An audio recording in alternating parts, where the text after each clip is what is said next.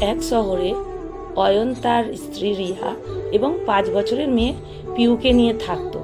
অয়নের বৃদ্ধা মা যশোদা দেবীও তার সাথেই থাকতেন।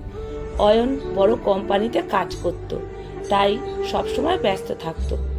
রিয়ার কাছে শাশুড়ি ছিলেন কেবলই একজন অতিরিক্ত মানুষ, যার দেখাশোনা করাটা তার কাছে বোঝা মনে হতো। যশোদা দেবী চোখের দৃষ্টি দিন দিন কমে আসছিল। একদিন বিকেলে ডাইনিং রুমে রিয়া ল্যাপটপটা রাখা ছিল। যশোদা দেবী জল খেতে যাওয়ার সময় আবছা আলোয় দেখতে না পেয়ে ল্যাপটপটা ধাক্কা দিয়ে ফেলে দেয়। স্ক্রিনটা ফেটে যাওয়ায় রিয়া চিৎকার করে ঘর মাথায় করে তুলল। মা, আপনি কি চোখে একদম দেখতে পান না? জানেন না এটা অফিসের কাজে লাগে ল্যাপটপ? আপনার এই অকর্মণ্য শরীরটা নিয়ে কেন যে নড়াছড়া করেন জানি না।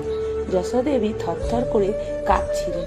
তিনি শুধু বললেন, বৌমা, আমি ইচ্ছা করে করিনি, অন্ধকার লাগছিল তো খুব। সেদিন রাতে অয়ন বাড়িতে ফিরে রিয়া সব বাড়িয়ে বাড়িয়ে বলল। অয়নও ক্লান্ত ছিল। সে মাকে গিয়ে কড়া গলায় বলে দিল, মা, কাল থেকে তুমি এই ঘর থেকে বেরোবে না। তোমার জন্য আমাদের অনেক লোকসান হচ্ছে।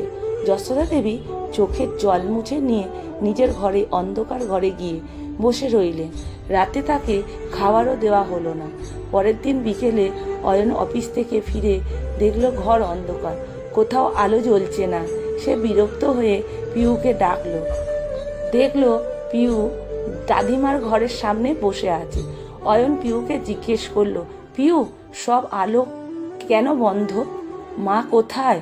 পিউ নিষ্পাপ গলায় বলল, বাবা মা তো রান্নাঘরে, আমি সব আলো নিভিয়ে দিয়েছি। অয়ন অবাক হয়ে বলল, কেন? পিউ উত্তর দিল, বাবা, আমি প্র্যাকটিস করছি। বড় হলে তো মা আর তোমার চোখের জ্যোতি কমে যাবে, তখন তোমাকেও তো দাদিমার মতো অন্ধকারের ঘরে একলা থাকতে হবে। আমি যদি এখন থেকে অন্ধকারে চলাফেরা করা না শিখি, তবে তোমাদের দেখাশোনা করব কি করে? আমি চাই না আমার হাত লেগে তোমাদের কোনো দামি জিনিস ভেঙে যাক আর আমি তোমাদের বাকি। মেয়ের কথা শুনে অয়নের বুকটা কেঁপে উঠল। সে বুঝতে পারল সে তার সন্তানের সামনে কি উদাহরণ তৈরি করেছে। সে দৌড়ে মায়ের ঘরে গেল। দেখল যশোদা দেবী মেঝেতে বসে আছেন। অয়ন মায়ের পায়ে ধরে কেঁদে ফেলল। রিয়াও দরজায় দাঁড়িয়ে সব শুনছিল। তারও চোখ দিয়ে জল পড়ছে। সে বুঝতে পারল আজ সে যা করেছে, কাল তার মেয়েও তার সাথে সেটাই করবে। রিয়া তাড়াতাড়ি গিয়ে শাশুড়ি মায়ের হাত ধরে তুলে আনলো এবং নিজের হাতে করে তাকে খাইয়ে দিল।